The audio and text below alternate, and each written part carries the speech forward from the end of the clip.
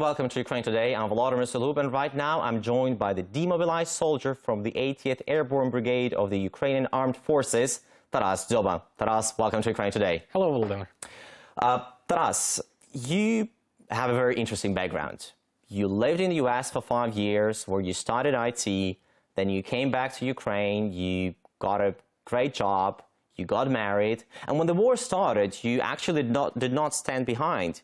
You were raising the money for the Ukrainian army, you were helping the Ukrainian army.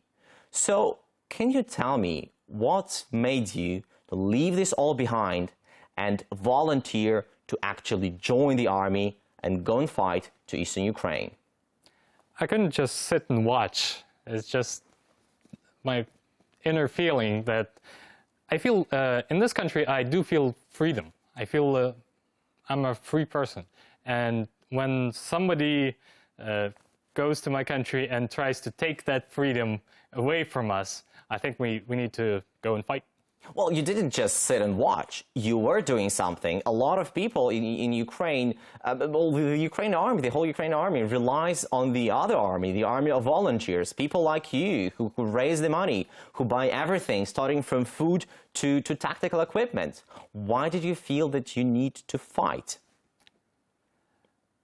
I don't know. It's just an evolution for me, from being a volunteer to just joining and fighting. I think I'm able to do that, and just wanted to do it. I always wanted to serve in the military, and now was a perfect chance. All right. How did your family react? They had a mixed reaction. My wife didn't want me to go, of course, and I guess they were proud of me. When you told them, what was their immediate feedback? Was there anyone trying to stop you from doing this? Well, they were. It's very dangerous. But it was hard to stop me. I was determined to go. Understood. Taras, you earlier told me that on the very first day, when your unit came to the east of Ukraine, to the ATO zone, and on this very first night, your positions were hit by rockets, by smashed rockets.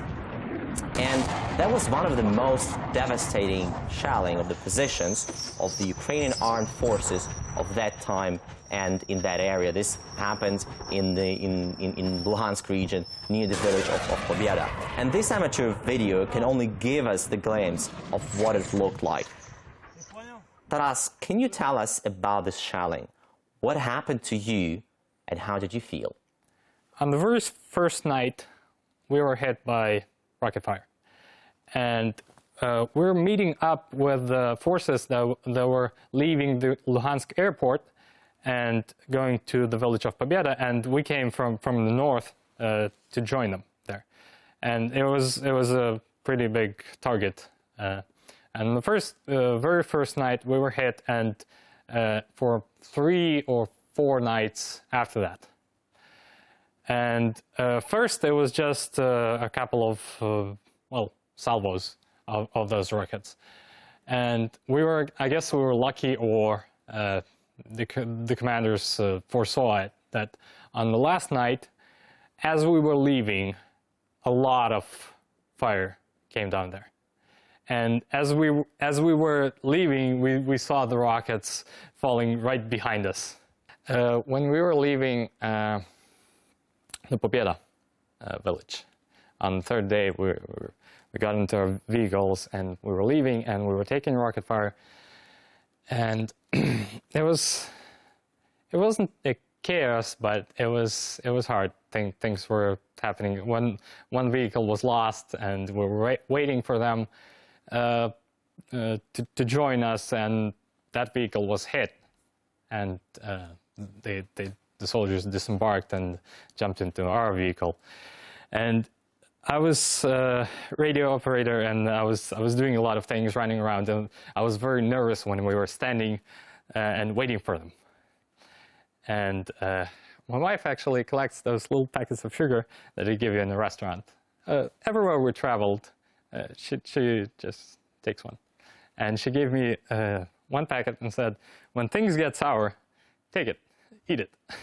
So I'm waiting there. I'm very nervous. I eat that packet of sugar and then I calm down. And we don't take any more rocket attacks and we leave normally.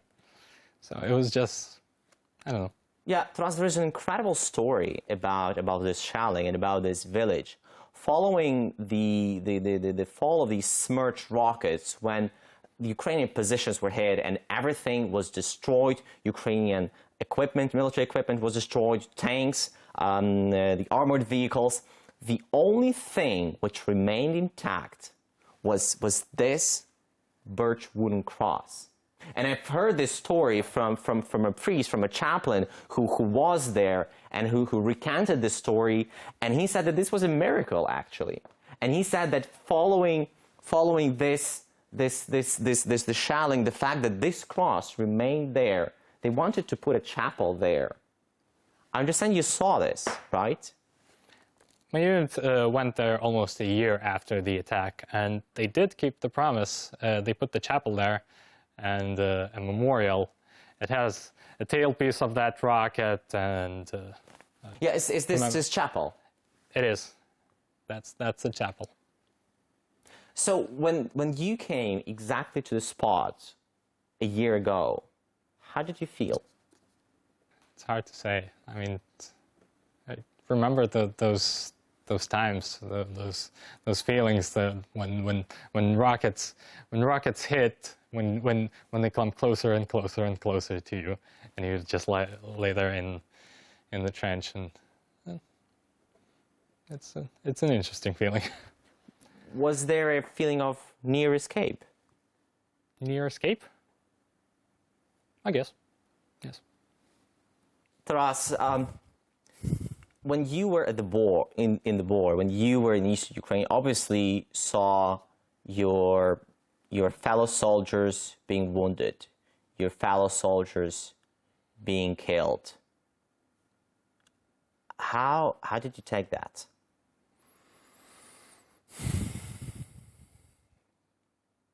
I don't know. It's a hard feeling to lose people,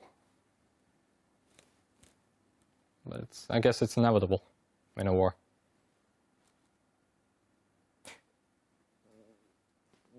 A lot of soldiers have to face the families of those ones who were killed. How difficult it is, do you think, to do this? Well, I didn't talk to families, so I don't know. I guess it's very difficult. One of the officers said he was he was sending the killed soldier home, and the hardest thing was meeting with the relatives.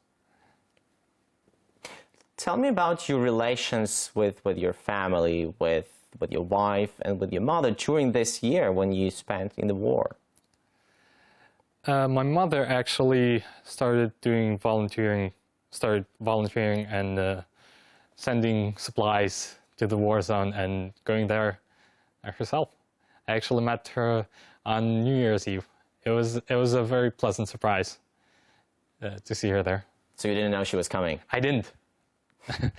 Yeah, that's great. So they were supporting me a lot. It's a very important thought to know that somebody's waiting for you there and somebody's always supporting you.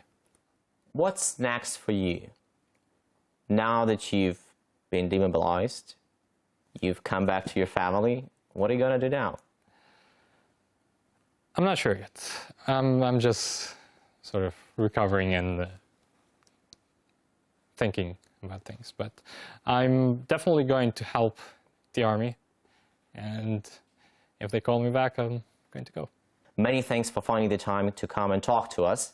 This was Volodymyr Solokhov for Ukraine Today, together with a demobilized soldier of the 80th Airborne Brigade of the Ukrainian Armed Forces, Taras Dzyoba. Thank you for watching us.